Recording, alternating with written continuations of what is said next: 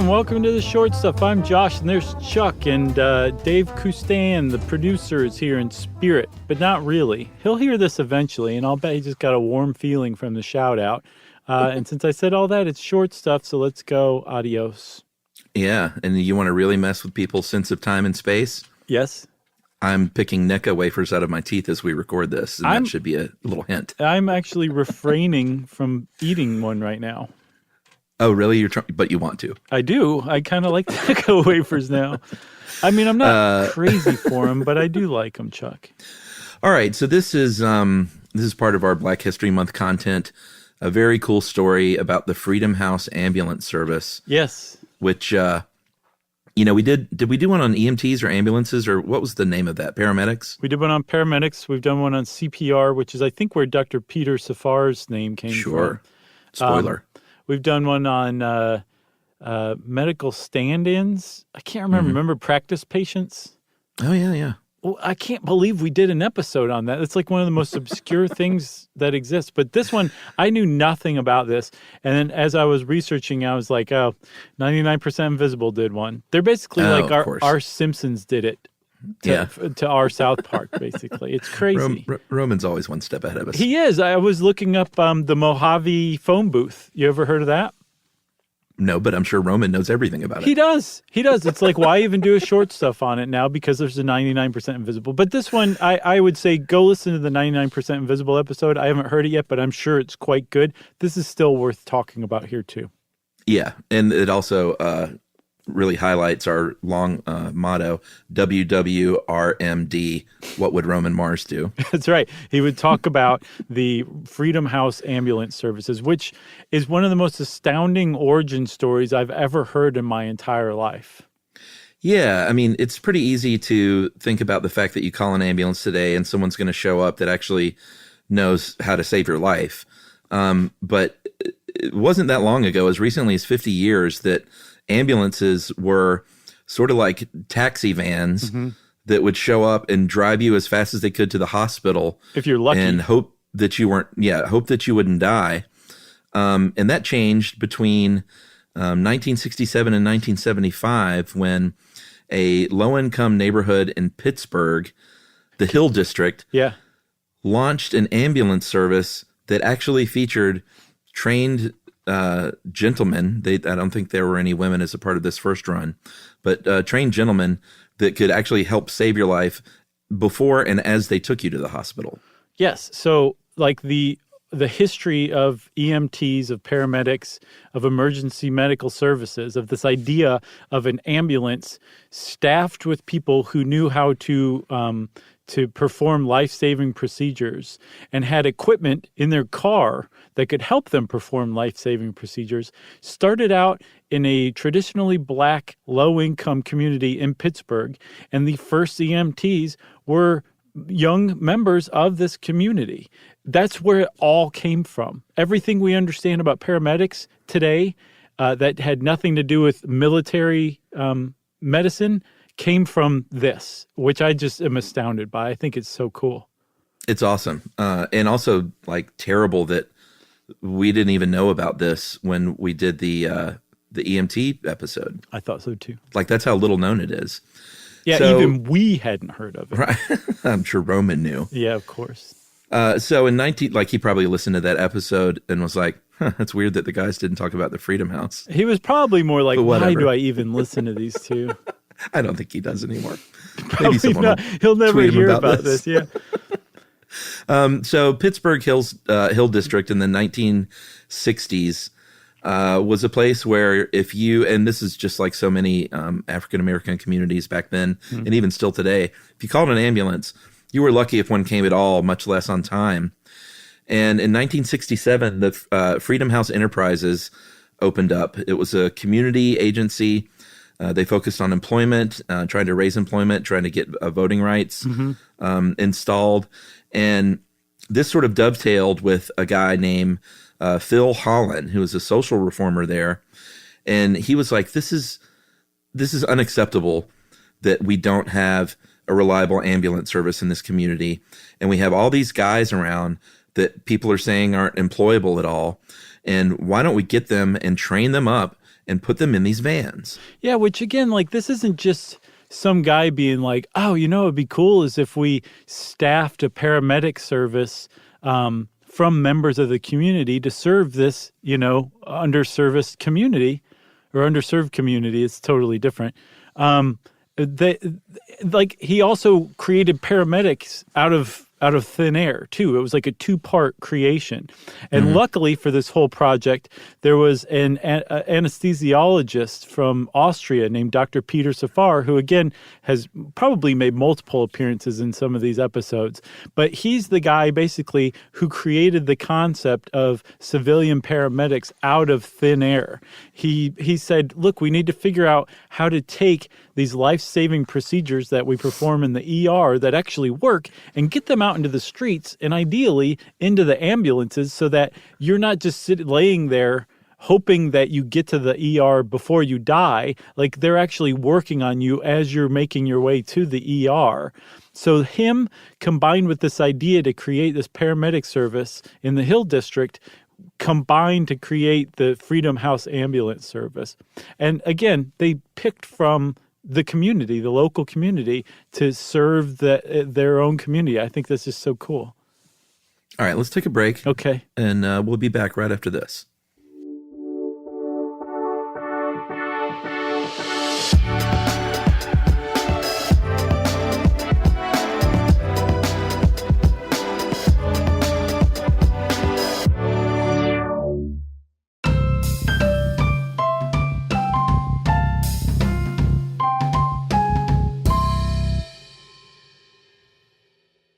All right, so Dr. Peter Safar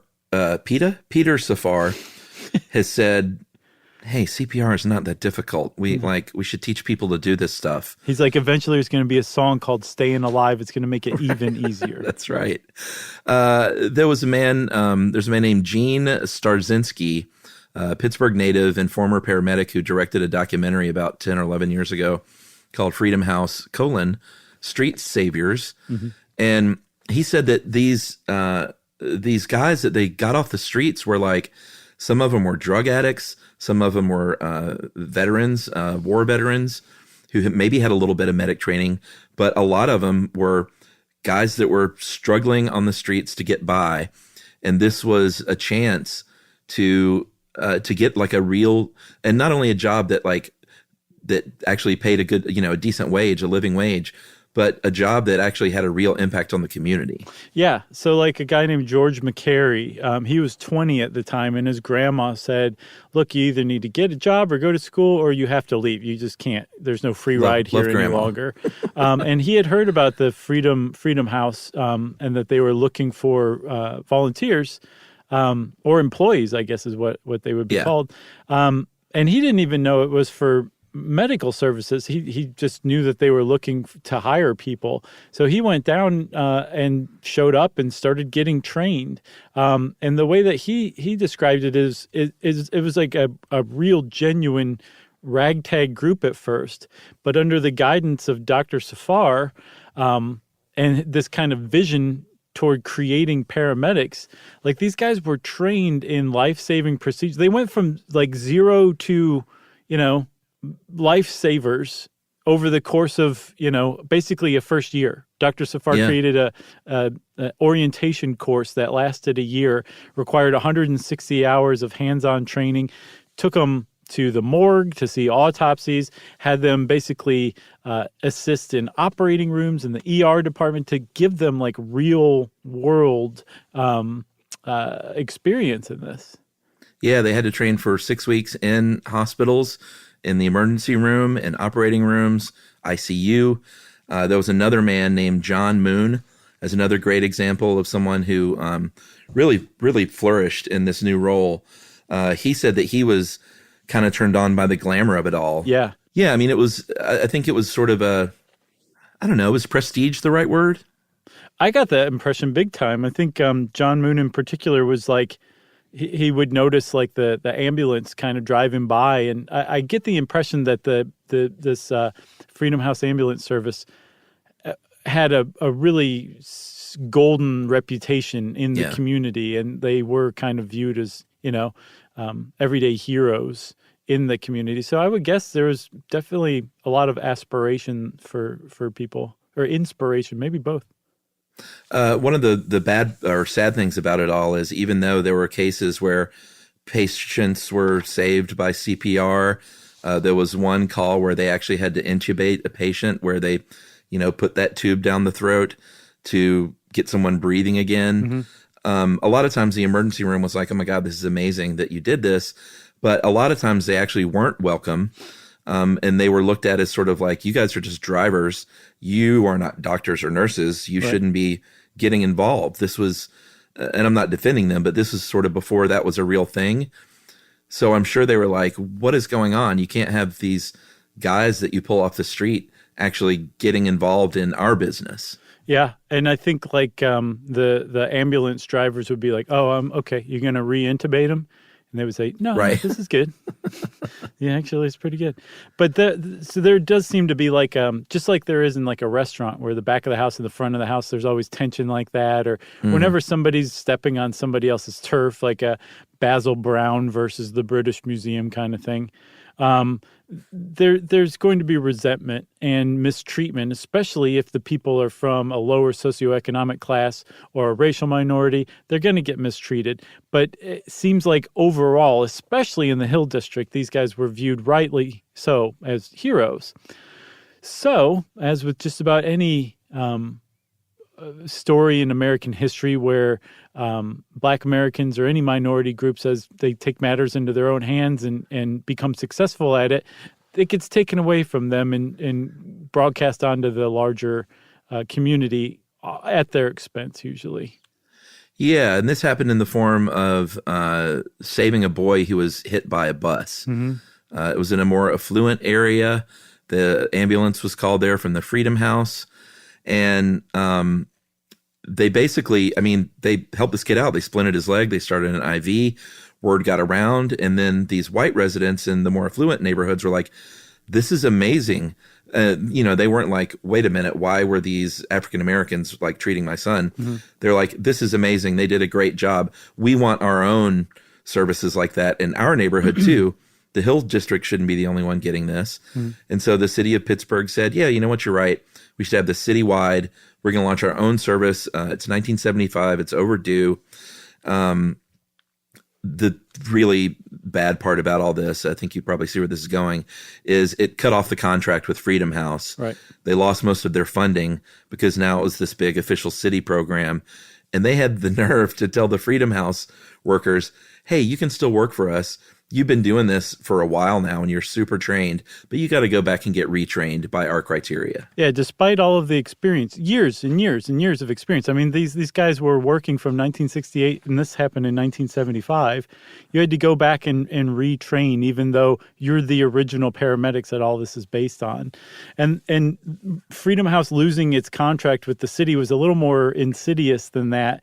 From what I saw, there was a mayor named Joe Flaherty, and he always kind of balked at the idea of funding Freedom House. But when he got the opportunity to, when more affluent and more white neighborhoods said they want their own, and they created a citywide EMS service, to him that meant seizing the assets of Freedom House, freezing any funds going their way, and then using those funds and those assets to create this larger citywide version, rather than just increasing the funding and widening the jurisdiction of Freedom House, who were already good at it and knew what they were doing. He shut it down and started basically a white version of it. That's right. Not to be confused with SCTV great Joe Flaherty and Freaks and Geeks father, right? Beloved Freaks and Geeks father, Joe Flaherty. So great. And he was the crazy guy in Happy Gilmore who used to heckle Happy. So the end of the Freedom House was very sad, but some of these workers did end up working for a long time and have really long careers with the city of Pittsburgh and their official service. John Moon, who we referenced earlier, worked for 35 years in the EMS department, eventually was assistant chief before he retired in 2009. There was another man named Mitchell Brown. He was an EMS commissioner in Cleveland, Ohio, and then ran the Department of Public Safety in Columbus, Ohio, all because of his start at the Freedom House. Isn't that cool? I mean, these guys were just like hanging around looking for jobs, and all of a sudden, decades later, they have enough experience that they're running public safety in an entire city. That's just so cool to me. Yeah, and because it's so little known, Pittsburgh finally has installed a couple of plaques commemorating their work, one in the actual Hill District and one in the Presbyterian University Hospital. And then Moon, who we mentioned, he lobbied for a long time and was finally successful in getting Freedom House medallions placed on the side of every ambulance in the city of Pittsburgh. Which is pretty cool. And there was a woman involved. Her name was Nancy Carolyn. She took over from Safar for oversight of the ambulance service, the Freedom House ambulance, in 1973, and apparently lived, ate, and breathed Freedom House ambulance services. So I love it. Yeah. You got anything else? Yeah, nothing else, just Roman Mars. Yeah, that's right. Well, then I have one thing to say. Short cover's out. I like the orange one. Stuff You Should Know is a production of iHeartRadio. For more podcasts from iHeartRadio, visit the iHeartRadio app, Apple Podcasts, or wherever you listen to your favorite shows.